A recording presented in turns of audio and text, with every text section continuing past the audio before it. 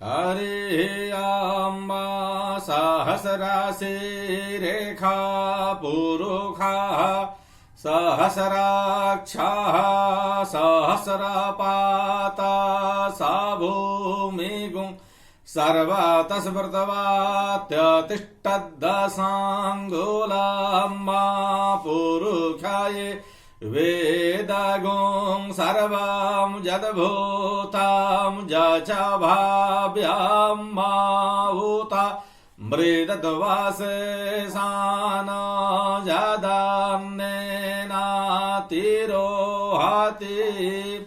मैं प्रोफेसर धर्मेंद्र तिवारी, जूथाला संस्कृत महाविद्यालय मझौलिया, पश्चिमी चंपारण, वेद विभाग।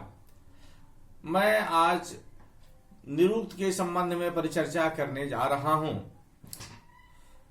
क्यों भारतीय वाङ्मय और वैदिक साहित्य में निरुक्त का क्या महत्व है, क्या स्थान है और क्या इसकी विशेषताएं हैं, इस पर हम लोग आज परिचर्चा करेंगे।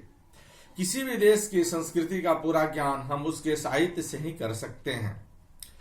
जिस देश का साहित्य जितना प्रौढ़, गंभीर और विस्तृत होता है, उसकी संस्कृति भी उतनी ही ऊंची मानी जाती है। साहित्य को समाज का दर्पण कहा गया है, अर्थात साहित्य द्वारा हम किसी जाति की सभ्यता, संस्कृति, संपत्ति, उदारता आदि का सम्यक ज्ञान कर सकते हैं। भारतवर्ष की जो प्रतिष्ठा आज विश्व में है, अधिकांशतः वह उसके प्राचीन साहित्य पर ही अवलंबित है, आधारित है। प्रायः सबों ने स्पष्ट रूप से स्वीकार कर लिया है कि संसार का सर्वप्रथम साहित्य भारत में ही वेदों के रूप में अवतीर्ण हुआ। वेदों पर भारतवर्ष को गौरव है। ऋषियों ने उनकी प्रतिष्ठा अक्षुण्ण रखने के लिए सैकड़ों वर्ष तक उन्हें मौखिक रूप में रखा, प्रत्येक जिसके कारण उसे हम लोग श्रुति भी कहते हैं। प्रत्येक कर्म में उनका पाठ अनिवार्य हो गया तथा स्वाध्यायो अध्येतव्य का स्वरोद्घोष भी किया गया। पीछे का समस्त भारतीय वाङ्मय किसी न किसी रूप में वैदिक साहित्य का ऋणी है। धर्म, दर्शन, विज्ञान आदि विभिन्न विषयों की उत्पत्ति के लिए हम वैदिक साहित्य का ही अवलोकन करते हैं। वेदों का अर्थ ही ज्ञान का समूह, यानी विद ज्ञाने धातु से वेद शब्द बनता है, जिसका अर्थ होता है कि जिसका ज्ञान लौकिक प्रत्यक्ष और अनुमान प्रमाण के द्वारा नहीं हो, लौकिक वस्तुओं के द्वारा नहीं हो, उसका जो ज्ञान करे, अलौकिक वस्तुओं का ज्ञान करावे, उसे हम वेद कहते हैं। तो वेद शब्द जो है विद ज्ञाने धातु से बनता है।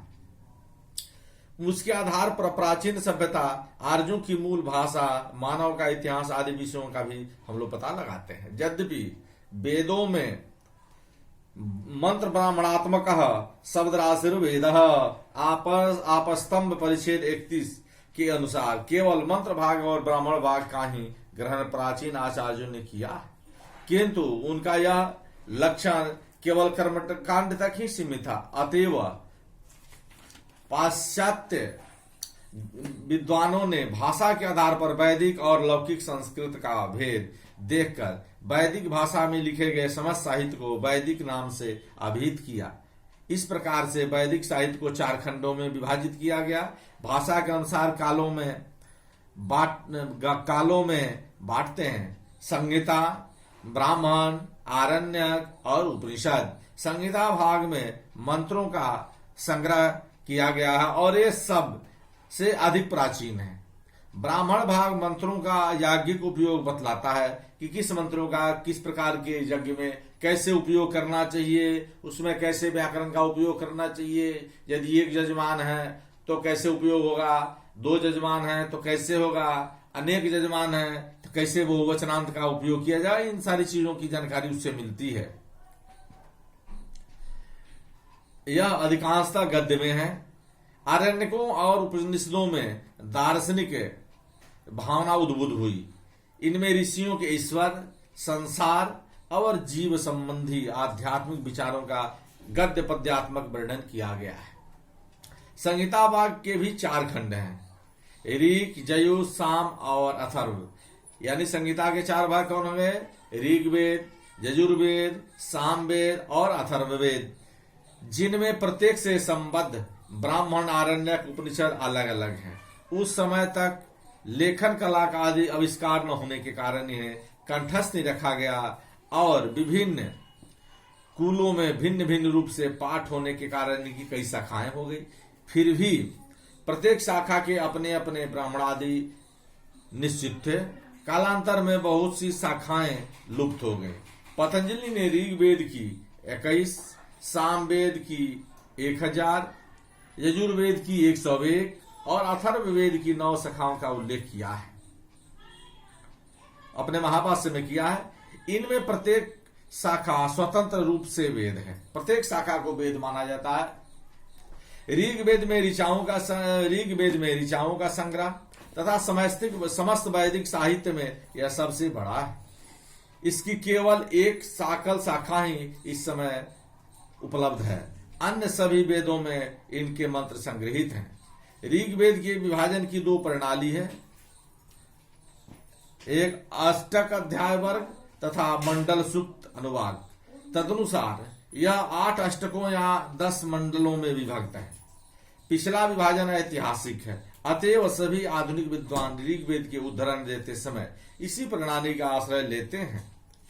ऋग्वेद के प्रथम तथा 10म मंडल अर्वाचीन है, जिसे भाषा, देवता आदि के आधार पर सिद्ध किया गया है। केवल 75 मंत्रों को छोड़कर सामवेद के सभी मंत्र ऋग्वेद के से लिए गए हैं, जिनमें अधिकांश नवमंडल सोम विषयक के हैं। सामवेद के पूर्वार्चिक और उत्तरार्चिक 2 भाग हैं, जिनमें सभी मंत्र संगीत के योग्य हैं। सामगान में 7 स्वरों का उपयोग होता है। यजुर के 2 भेद हैं, शुक्ल एवं कृष्ण। शुक्ल यजुर्वेद में केवल मंत्रों का संग्रह किया गया है, विनियोग वाक्यों का नहीं। इसकी संहिता वाजसनेयी संहिता कहलाती है, जो 40 अध्यायों में है, जिसकी 2 प्रधान शाखाएं माधंदनी उत्तर भारत में प्रसिद्ध और कांड जो दक्षिण भारत में प्रचलित है। कृष्ण यजुर्वेद में मंत्रों के साथ साथ विनियोग वाक्य भी है। इसकी 4 शाखाएं प्राप्त हैं, तैत्तिरीय, अष्टक, प्रश्न अनुवाक में विभक्त, मैत्रायणी काठक तथा कठ कापिष्ठल संहिताएं। दोनों यजुर्वेद प्रायः गद्य में हैं, जो वैदिक साहित्य का प्रथम गद्य है। अथर्ववेद में अभिचार, मंत्र, मारन, मोहन, उचाटन आदि संग्रहित है तथा इन 20 कांडों में विभक्त हैं। उनके भीतर क्रमशः प्रपाठक, अनुवाक, सूक्त और मंत्र सन्निविष्ट है। इसके 12 ही मंत्र ऋग्वेद से लिए गए हैं। इनमें प्रत्येक वेद के अपने अपने ब्राह्मण, आरण्यक और उपनिषद हैं, जिनकी गणना इस प्रकार की गई है। ऋग्वेद, इसमें ब्राह्मण में ऐतरेय ब्राह्मण, कौशितकी ब्राह्मण, आरण्यक में ऐतरेय और सांख्यायन, उपनिषद में ऐतरेय और कौशितकी, सामवेद में तांड्य यानी पंचविश ब्राह्मण और तवल्लकार ब्राह्मण और आरसेय, आरण्यक में तवल्लकार, छांदोग्य, उपनिषद में केन उपनिषद और छांदोग्य उपनिषद, यजुर्वेद में शतपथ ब्राह्मण जो कि 100 अध्याय में है, और आरण्यक में बृहद आरण्यक, उपनिषद में बृहद आरण्यक इस संहिता में जो है। उसके बाद जो है कृष्ण यजुर्वेद में ब्राह्मण ग्रंथ में जो है तैत्तिरीय 1, 2, 3, मैत्रायणी और काठक संहिता, आरण्यक में तैत्तिरीय और मैत्रायणी, और उपनिषद में तैत्तिरीय, मैत्री, श्वेताश्वतर, कठ। उसके बाद अथर्ववेद में ब्राह्मण ग्रंथ में है गोपथ। उसके बाद उपनिषद में है प्रश्न, पैप शाखा, मुंडक, शौनक शाखा, मांडुक्य, ये उपनिषद में हो गए। सामवेद में जो है तांड्य, पंचविश, तवलकार, आरसेय, आरण्यक में तवलकार, छांदोग्य, उपनिषद में केन, छांदोग्य, है। अभी तक अनेक ग्रंथ पूर्णतया उपलब्ध नहीं है, फिर भी इस विपुलकाय साहित्य को देखकर हमें उस समय के ज्ञान एवं परिश्रम पर आश्चर्य करना पड़ता है कि इन सबों को ठीक ठीक समझने के लिए तदनुसार कार्यकलाप का संचालन करने के लिए वेदांग ग्रंथों की आवश्यकता होती है, जो शरीर के अंगों के समान ही वेद के अनिवार्य भाग हैं। ये अंग हैं जो 6 हैं: शिक्षा, कल्प, व्याकरण, छंद, ज्योतिष और निरुक्त। इन सबों का विभाजन पारणीय शिक्षा में की गई है। जैसे छंद पादौ तु वेदस्य हस्तौ कल्पोठ पठ्यते ज्योतिषामयनम चक्षुर्निरुक्तम श्रोत्रमुच्यते शिक्षा घ्राणम तु वेदस्य मुखम व्याकरणम स्मृतम तस्मात् सांगमदित्यैव ब्रह्मलोके महीयति। मैंने 6 अंगों से वेदों का अध्ययन करने पर आदमी को ब्रह्मलोक के समान सुख की प्राप्ति होती है। अब पहला प्रश्न हम लोग, पहला टॉपिक जो है सो हम लोग शिक्षा पर विचार करेंगे। स्वर वर्ण आदि के उच्चारण का नियम बतलाने वाली विद्या ही शिक्षा है, जिससे हम लोग को स्वर का, वर्ण का, व्यंजन आदि वर्णों का ज्ञान जो हो उसको बतलाने वाली जो विधा है उसको हम लोग शिक्षा कहते हैं। उदात, अनुदात तथा स्वरित इन स्वरों के उच्चारण किस प्रकार से हो इसे बतलाना ही शिक्षा का प्रधान कार्य है। स्वरों के अल्प भेद से ही बड़े बड़े अनर्थ हो जाते हैं। जैसा कि हम इंद्र शत्रु के वृतांत से जानते हैं कि शिक्षा का अध्ययन एक प्रकार के आधुनिक ध्वनि विज्ञान है, फोनोलॉजी का अध्ययन, जिसमें उच्चारण के स्थान पर वर्ण, स्वर, मात्रा यानी ह्रस्व, दीर्घ, प्लुत, शुद्ध उच्चारण के नियम तथा संधि का अध्ययन होता है। उच्चारण के लिए पारणीय शिक्षा कहती है कि जिस प्रकार बिल्ली अपने बच्चों को दांत से पकड़ती है, न तो दांत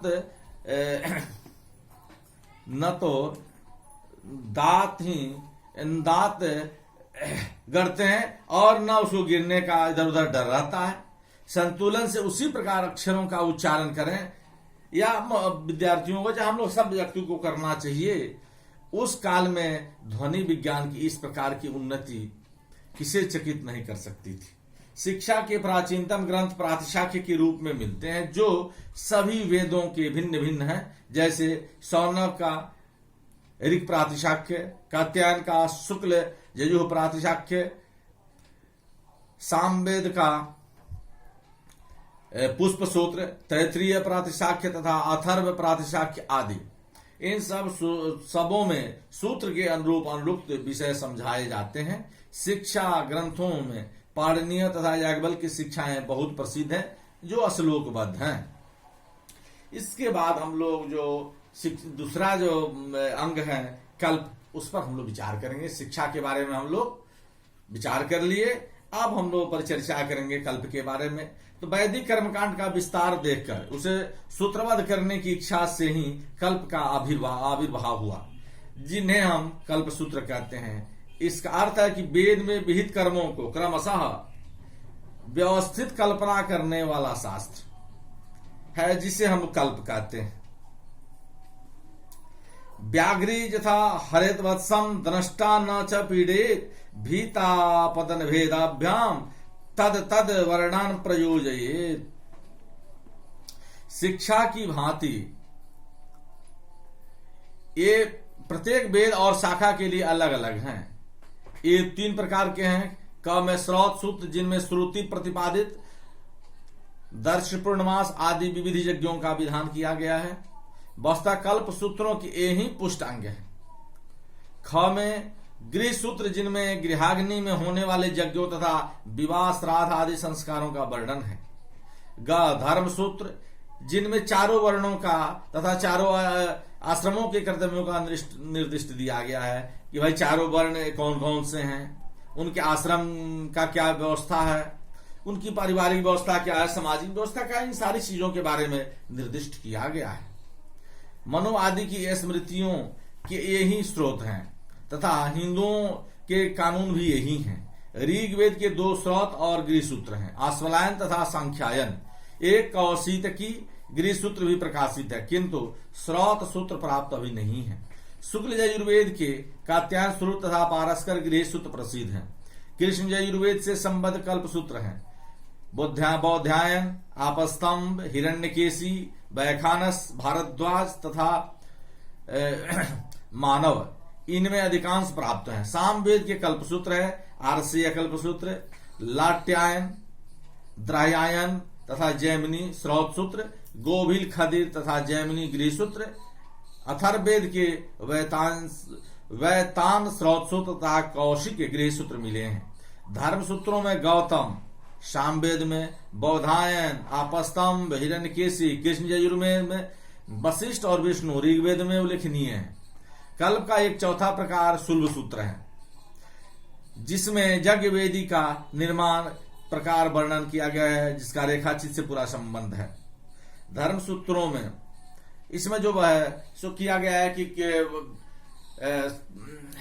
ग्रह का विधि कैसा होना चाहिए, वास्तु का विधि कैसा होना चाहिए, उसके बाद चतुष्षष्ठी योगिनी का कैसा होना चाहिए, क्षेत्रपाल का कैसा होना चाहिए, सर्वतोभद्र का कैसा होना चाहिए, चतुर्लिंगतोभद्र का कैसा होना चाहिए, इन सारी विधियों के बारे में भी, और किसमें कितना रेखा होना चाहिए तो कितना खंड होगा, और किन खंडों को किन किन रंगों से उसको भर करके और देवताओं के नाम से सुप्रतिष्ठित किया जाएगा। अब इसका तीसरा 6 अंग में अब तीसरा अंग है व्याकरण। वैदिक साहित्य में आने वाले शब्दों का निर्माण, उनकी शुद्धता आदि का अध्ययन प्रकृति प्रत्यय के संबंध द्वारा व्याकरण ही करता है। अब जैसे कोई आदमी यज्ञ क्षेत्र में गया है, उसको अनुष्ठान कराना है, तो वेद मंत्रों में तो भाई एक व्यक्ति के लिए एक मंत्र बना हुआ है, उसमें जहां तक 2 व्यक्ति हैं या बहुत व्यक्ति हैं या स्थान के हिसाब से उसमें व्याकरण का अलग अलग नियमों का, सूत्रों का तथा वचनों का ग्रहण किया जाता है। तो जो आदमी व्याकरण का ज्ञान रखेगा वही सम्यक उसकी व्यवस्था करके और वचनों का या अन्य व्याकरण संबंधी सूत्रों का व्यवस्थाओं का करेगा, व्यवस्थित करेगा और शुद्ध शुद्ध उच्चारण करेगा। व्याकरण का निर्देश तो ऋग्वेद काल से ही मिलने लगा है, किंतु तैत्तिरीय संहिता 6.4.7.3 में व्याकरण की उत्पत्ति की कथा दी हुई है। इंद्र के द्वारा वाणी व्याकृत यानी प्रकृति प्रत्यय विच्छिन्न हुई, अतएव इंद्र की आदि वैयाकरण है। व्याकरण के कई पारिभाषिक शब्द हमें गोपथ ब्राह्मण 1.24 में भी मिलते हैं। इस प्रकार के छिटफुट व्याकरण यास्क के निरुक्त काल तक लिखे गए। व्याकरण के प्रथम परिपूर्ण आचार्य पाणिनि ने ही 10 प्राचीन आचार्यों के नाम गिनाए हैं, जिनमें कितने तो यास्क से भी प्राचीन हैं, यास्क से भी प्राचीन हैं। आचार्य पाणिनि ने जो भी किया वो बहुत बड़ा उनका योगदान हमारे वैदिक साहित्य में माना जाता है। पाणिनि का समय 500 ईसा पूर्व माना जाता है। पाणिनि ने अपनी अष्टाध्यायी के द्वारा तत्कालिक भाषा को संजत किया है। स्थान स्थान पर वैदिक व्याकरण के विषय में भी कुछ संकेत किया हुआ है, वह संकेत मात्र था। वस्तुतः वैदिक भाषा का सर्वांगीण व्याकरण अभी तक उपलब्ध नहीं हुआ। पाणिनि के अलावा दूसरे प्रकार के कई वैयाकरण हुए, किंतु इनके नियमों से आगे बढ़कर लिखने वाला कोई नहीं हुआ। जो पाणिनि बाबा लिखे उनसे आगे कोई लिखने वाला नहीं हुआ उस टाइप का। अष्टाध्यायी, कात्यायन का वार्तिक तथा पतंजलि का महाभाष्य, इन तीनों मिलाकर त्रिमुनि व्याकरण कहते हैं और इन आचार्यों की प्रामाणिक ग्रंथ हैं और सर्वविदित है। जितने भी संस्कृतज्ञ हैं सभी इसके बारे में थी हैं और इसकी आवश्यकता भी उत्तरोत्तर बढ़ती चली गई। इन्हें ही लेकर काशिका, कौमुदी आदि पीछे से ग्रंथ लिखे गए हैं। अब चौथा प्रश्न आता है और चौथा विषय जो अंग जो है वह छंद है कि भाई छंद क्या है, छंद का महत्व क्या है, छंद पर हम लोग कैसे विचार विमर्श करेंगे। तो वेद के मंत्रों के उच्चारण के लिए छंदों का ज्ञान अत्यंत आवश्यक है, क्योंकि वैदिक संहिताओं का अधिकांश भाग छंदोबद्ध है। मुख्य छंदों के नाम तो हमें संहिताओं और ब्राह्मणों में ही मिलने लगते हैं, जिससे हम इस अंग की प्राचीनता को सिद्ध करते हैं, किंतु इसका प्रतिनिधि ग्रंथ है पिंगलाचार्यकृत छंद सूत्र, जिसके प्रथम 4 अध्यायों में वैदिक छंदों का वर्णन किया गया है। छंद का अर्थ अर्थात आवरण, अर्थात जो शब्दों का आवरण हो, जिससे शब्दों को सुसज्जित किया जाए। पीछे सामान्य रूप से वेदों के लिए छंद शब्द का प्रयोग होने लगा, जैसा कि पाणिनि अपने अष्टाध्यायी में बहुलम छंदसी का प्रयोग करते हैं। चूंकि वैदिक छंदों में सामान्य नियम का अभाव है, इसलिए व्याकरण के अनियमित तथा असंगत प्रयोगों को छांदस अथवा आर्ष प्रयोग कहते हैं। गुरु लघु की गणना से रहित केवल अक्षरों की गणना पर ही वैदिक छंद आधारित है। यास्क ने 7वें अध्याय में छंदों का निर्वचन किया है। ये प्रधान वैदिक छंद है। गायत्री छंद, जैसे कि 8 धन 8 धन 8 अक्षर हैं। उष्णिक छंद 8 धन 8 धन 12। अनुष्टुप छंद 8 अक्षरों के 4 चरण हैं उसके। बृहति छंद के 8 धन 8 धन 12 धन 8। पंक्ति 8 अक्षरों के 5 पाद। त्रिष्टुप छंद 11 अक्षरों के 4 पाद तथा जगती छंद 12 अक्षरों के 4 पाद। इन छंदों से ही कतिपय लौकिक छंदों का विकास हुआ है। इस प्रकार हम लोग छंदों के बारे में जाने। अब हम लोग ज्योतिष के बारे में विचार करेंगे। 6 अंग में 5वां अंग ज्योतिष है, उसका क्या महत्व है, उसकी क्या कर्तव्य निष्ठा है, उसका माने उपयोगिता कैसे है या क्या है। यज्ञ के संपादन करने वाला विशिष्ट समय जानने के लिए ज्योतिष की नितांत आवश्यकता है।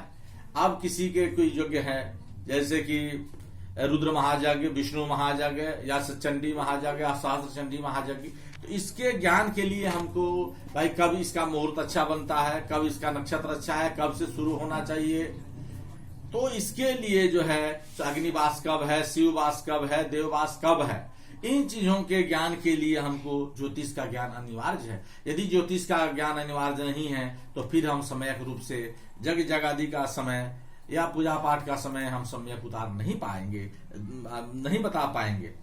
इसलिए जो है सो यज्ञ करने वाले के लिए, कर्मकांडी पंडित के लिए ज्योतिष का ज्ञान भी नितांत आवश्यक है। दिन रात, ऋतु मास, नक्षत्र वर्ष आदि का ज्ञान बिना ज्योतिष के हो ही नहीं सकता। यह जीवन से इतना संबंध है कि अनजाने ही हम रात दिन जैसे ज्योतिष के ही शब्दों का प्रयोग करते हैं। जैसे वैदिक संहिताओं में ही काल के अनेक विभागों का वर्णन उपलब्ध होता है। ऋतुओं के नाम से वर्ष का बोध होता है, जैसे शरद, शरदः शतम माने 100 शरद तक माने 100 वर्ष तक। यहां तक कि हमारा सुपरिचित वर्ष भी वर्षा ऋतु के नाम पर ही बना है। वेदांग ज्योतिष नाम का ग्रंथ ही इसका प्रतिनिधित्व करता है, जो ऋग और यजुर्वेद से संबद्ध है। इसमें श्लोकों में तत्कालिक ज्योतिष विद्या का वर्णन है। पीछे के ग्रंथ भी ज्योतिर्विद्या के अमूल्य रत्न है, जैसे आर्यभट्टीय, सूर्य सिद्धांत आदि। ज्योतिष का एक ही अंग गणित है, जिसे पूर्व काल में बहुत ही समृद्ध किया गया था। निरुक्त। अब हम लोग 5 अंगों के बारे में परिचर्चा किए। अब हम 6ठे अंग जो निरुक्त है, इसके बारे में हम लोग विचार विमर्श करेंगे। वेदांग में 4था स्थान पाने पर भी निरुक्त अपनी कई विशेषताएं रखता है। वेद से इसका अन्योन्याश्रय का संबंध है। इसमें मुख्यतः वैदिक शब्दों के अर्थ जानने की प्रक्रिया बतलाई गई है, जैसा कि सायण ने इसका वर्णन अपने ऋग्भाष भूमिका में किया है। अर्थ ज्ञान के लिए स्वतंत्र रूप से जहां पदों का समूह कहा गया है वही निरुक्त है, अर्थात अर्थ की जानकारी के लिए स्वतंत्र रूप से जहां पद के समूह को बतलाया गया है वही निरुक्त है। अर्थ चूंकि शब्द के अंतरंगन से संबंध रखता है, अतएव यह कहना कदाचित अनुचित न होगा कि अन्य वेदांग जहां वेद के बहिरंग से ही संबंध रखते हैं, निरुक्त उसके अंतरंग से संबंध रखता है। यानी दोनों में एक ही सिक्के के 2 पहलू हैं और इन दोनों में अन्योन्याश्रय का संबंध है। अन्य वेदांग प्रायः सूत्रों में है, किंतु निरुक्त भाष्य शैली के गद्य में है, जिसमें अर्थावगम में बड़ी सहायता मिलती है। निरुक्त स्वयं निघंटुक नामक वैदिक कोश का भाष्य है तथा जास्क का लिखा हुआ निरुक्त को लिखने वाले जास्क मुनि हैं, जिन्होंने वेद के लिए इतना बड़ा कर्तव्य किया, इतनी बड़ी प्रतिष्ठा पाई। निघंटू में शब्द केवल बिना दिए हैं, जो प्रायः अमरकोश की शैली में है। इन्हीं शब्दों पर यास्क ने अपना विशेष ध्यान रखा है तथा उनके अर्थ तक पहुंचने की चेष्टा की है। अर्थ ज्ञान के लिए वे उस शब्द से संबद्ध धातु तथा उसके अर्थ का आश्रय लेते हैं। यही निरुक्त की आधारशिला है। निघंटु के 5 अध्यायों की व्याख्या यास्क ने 12 अध्यायों में किया है। उसको तोड़ करके छोटा छोटा करके अध्ययन की सुविधा के लिए, अध्यापन की सुविधा के लिए उन्होंने निरुक्त को एकदम छोटा छोटा बना करके और 5 को 2 अध्यायों में सन्निहित करके उसको समझाया है तथा पीछे 2 अध्याय परिशिष्ट के रूप में जोड़े गए हैं। अन्य वेदांग जिस प्रकार प्रत्येक वैदिक शाखा के अलग अलग हैं, उसी प्रकार अनुमान किया जाता है कि निरुक्त भी अलग अलग होंगे। प्रस्तुत निरुक्त किस वेद का है, यह प्रश्न भी विवेचन स्थापन करते हैं और हम लोग ये करते हैं और इससे हम लोग क्या कहते हैं, निरुक्त का ज्ञान प्राप्त करते हैं। निरुक्त हर भारतीय के लिए जो वैदिक हैं उनके लिए अनिवार्य विषय है। जिस निघंटु पर यास्क ने भाष्य की रचना की वह 5 अध्यायों में बटा है। प्रथम 3 अध्याय निघंटुक कांड कहलाते हैं और इनके शब्द की व्याख्या यास्क ने निरुक्त के द्वितीय तथा तृतीय अध्याय में किया है। निघंटु के इन अध्यायों में कुल 1340 शब्द परिगणित हैं, जिनमें केवल 230 शब्दों की ही व्याख्या यास्क ने इन अध्यायों में की है। इन 1340 शब्दों में पर्यायवाची शब्द संग्रहित हैं, जैसे पृथ्वी के 21 पर्यायवाची शब्द हैं, जैसे 11 जलना अर्थ वाली क्रियाएं, 12 बहुत के पर्याय आदि। इसकी रचना ठीक अमरकोश के शैली में हुई है। यद्यपि इनमें कई शब्द वैदिक साहित्य पर अच्छा नहीं उतरे, फिर भी वैदिक वाङ्मय का अधिकांश विनष्ट हो जाने के कारण हम ऐसा नहीं कह सकते। तथापि यह कहने में कोई आपत्ति नहीं है कि कितने शब्द ऐसे भी हैं जो निघंटु में जिस अर्थ में गिनाए गए हैं वेदों में उसी अर्थ में प्रयुक्त नहीं हुए हैं। यही कारण है कि अब कट्टर पंडितों को भी निघंटु की प्रामाणिकता में संदेह होने लगा है। प्रोफेसर राजवाड़े ने आलोचनात्मक दृष्टि से निघंटु पर विचार करते हुए लिखा है कि 3 अध्यायों में कई उत्तर वैदिक शब्द हैं। इनकी गणना भी उन्होंने करा दी। इन अध्यायों में प्राय सुबंध शब्द प्रथमा एक वचन में तथा क्रियापद वर्तमान के प्रथम पुरुष एक वचन में निर्दिष्ट हैं। निघंटु के 4th अध्याय में 3 खंड हैं, जिसमें क्रमशः 62, 84 तथा 132 पद अर्थात कुल 278 पद हैं। ये किसी के पर्याय नहीं, सभी शब्द स्वतंत्र हैं। 3 खंडों की व्याख्या यास्क ने निरुक्त के 4th, 5th तथा 6th अध्यायों में की है। इस अध्याय को नैगम या एकपदिक कांड भी कहते हैं। इस कांड के शब्द प्राय संदिग्ध और कठिन हैं। डॉक्टर वेलवर कहते हैं कि निघंटुक नामक वैदिक शब्दों की सूची के 4th अध्याय को, जिस पर यास्क ने निरुक्त नाम की व्याख्या लिखी है, एकपदिक कहते हैं, क्योंकि इसमें अज्ञात तथा संदिग्ध मूल वाले 278 शब्द गिनाए गए हैं। इस कांड की व्याख्या के आरंभ करते हुए यास्क भी कहते हैं, अथ यानी अनेकार्थानि एक शब्दानि तानि अतो न कुर्म मिस्यावः अवगत संस्कारास्य निगमान तत् एकपदिकम इत्याचक्षते निरुक्त 4:1। इससे निष्कर्ष निकलता है कि ये नाम स्वतंत्र है तथा अनेक अर्थ धारण करते हैं। जैसे शब्दा कामधेनवः कहा गया है व्याकरण में, वैसे ये शब्द जो है सो एक है, लेकिन इनके अनेक अर्थ हो जाते हैं, स्वयं किसी के पर्याय नहीं होते।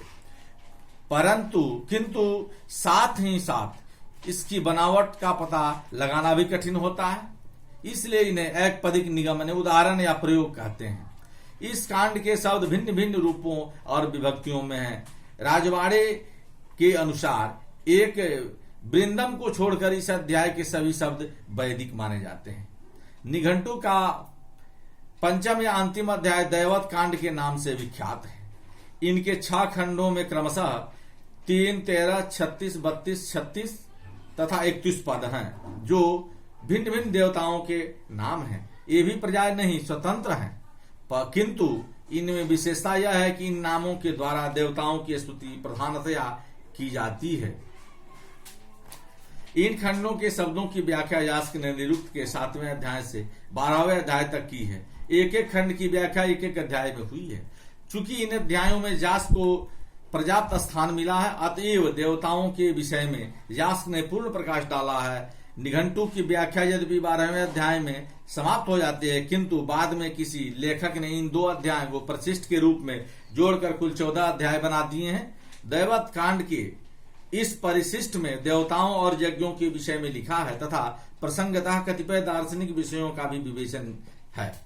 इसकी शैली भी निरुक्त के बिल्कुल निरुक्त से मिलती जुलती है। इस दैवत कांड पर भी वैदिक धर्म और संस्कृति का पूरा छाप है, क्योंकि वैदिक देवतावाद पर आलोचनात्मक दृष्टि से विचार करने वाला कोई भी ग्रंथ निरुक्त से प्राचीन नहीं है।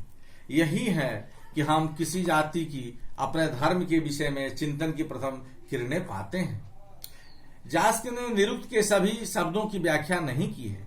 यह ऊपर की भी उक्ति से स्पष्ट होता है, चूंकि उन्हें जहां तक जो संभव हुआ प्राप्त हुई उन शब्दों का उन्होंने विशद विवेचन किया है। पर्यायवाची शब्दों वाले अध्यायों में तो पूरे पर्याय के समूह जैसे उदक के 100 नामों में से केवल किसी एक जैसे उदक शब्द की व्याख्या करके ही आगे बढ़ जाते हैं। फिर भी यह तथ्य है कि केवल निघंटु के शब्दों का निर्वचन उन्होंने नहीं किया, प्रसंगतः आए हुए कितने ही अन्य शब्दों का भी निर्वचन उन्होंने किया है, जिनमें बहुत से संस्कृत भाषा यानी वैदिक नहीं के भी शब्द हैं, जो वैदिक से अलग भी हैं, लौकिक भी हैं, उनका भी उन्होंने इसमें प्रयोग किया है, उसका भी वर्णन किया है। डॉक्टर सिद्धेश्वर प्रसाद वर्मा की गणना के अनुसार निरुक्त में कुल 1298 निर्वचन है। जहां से निघंटु के शब्दों की व्याख्या आरंभ होती है, उसके पूर्व यास्क ने अपने शास्त्र में प्रवेश करने वालों के लिए बहुत ही विस्तृत भूमिका लिखी है। निघंटु के प्रथम शब्द गो की व्याख्या निरुक्त में 2 अध्याय के 2 पाद से आरंभ होती है।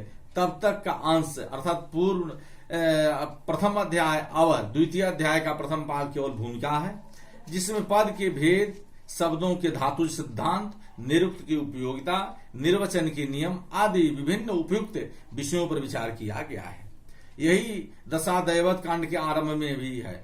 वैदिक देवताओं के नामों का निर्वचन करने के पूर्व यास्क 7वें अध्याय में भूमिका के रूप में देवताओं के स्वरूप, भेद, स्वभाव आदि का विश्लेषण कर लेते हैं। भाष्य भूमिका लिखने की इसी प्रणाली के अनुसरण पतंजलि